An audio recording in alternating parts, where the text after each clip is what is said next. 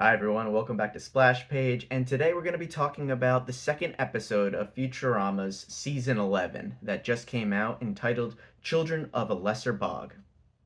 As a reminder, we're going to be going through all of the callbacks to earlier episodes of Futurama and not going through every story beat from the episode.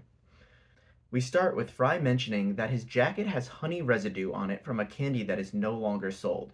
I don't remember them ever mentioning this candy before. However, there was a wonderful episode in season 4 called The Sting, where the Planet Express crew goes to collect space honey and they get into a battle with some space bees. One of them nearly kills Leela. Kinda wish they brought that back here rather than a random candy. They make the candy, and Bender says that he came in third in a show called Master Chef Junior. We do know that he's been on Alazar's cooking show Iron Cook before, where he used the essence of flavor to beat Alazar on his own show in season 3. Amy then uses what looks like the iPhone technology in an episode that was actually ended with a to be continued that has yet to be continued. It was called The Attack of the Killer Apps in season 7, episode 3. We see on Amy's calendar that it's time for her and Kiff's children to be born. Kiff comes in and we see a clip from that episode. The episode's name was Kiff Gets Knocked Up a Notch in season 5, episode 5. The video we see of Kiff giving birth in Amy's iPhone was lifted directly from that episode. They return to Kiff's homeworld, Amphibious 9, and we see Amy's parents. The Grand Midwife also comes out and announces, well, that she's the Grand Midwife, and Zapp Brannigan makes an appearance. Similar to baby sea turtles, at birth they need to make a mad dash for the ocean. The babies start to get picked off one by predators, just like the baby tadpoles were almost picked off in the earlier episode Kiff Gets Knocked Up. We see the same dragonflies and snakes, and in the end only 3 of their children make it. One of Kiff's babies has a single eye, and Leela is reminded that she's actually the one that impregnated Kiff. The way Kiff's kind reproduces is that once they fall in love, if they make physical contact with anyone, they can become pregnant, and it was Leela that he mistakenly touched.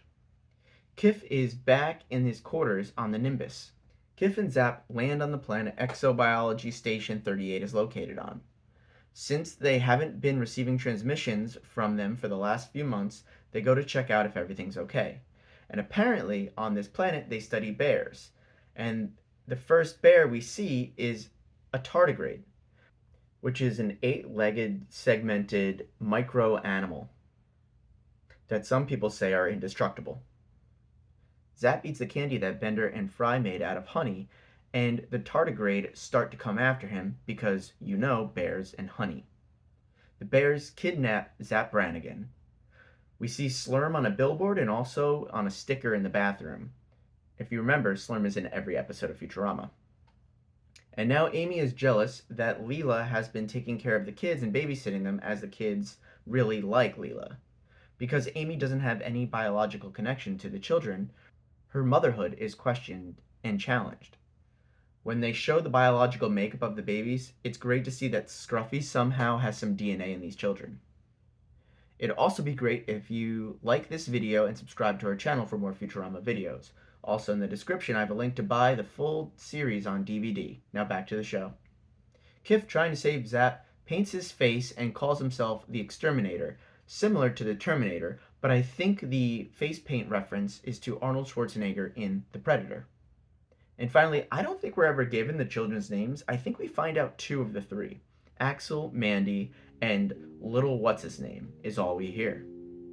Well, those were all the references to older Futurama episodes that I picked up out of this episode. Let me know if I missed anything in the comments below. Well, that's it for me. Take it easy, YouTube.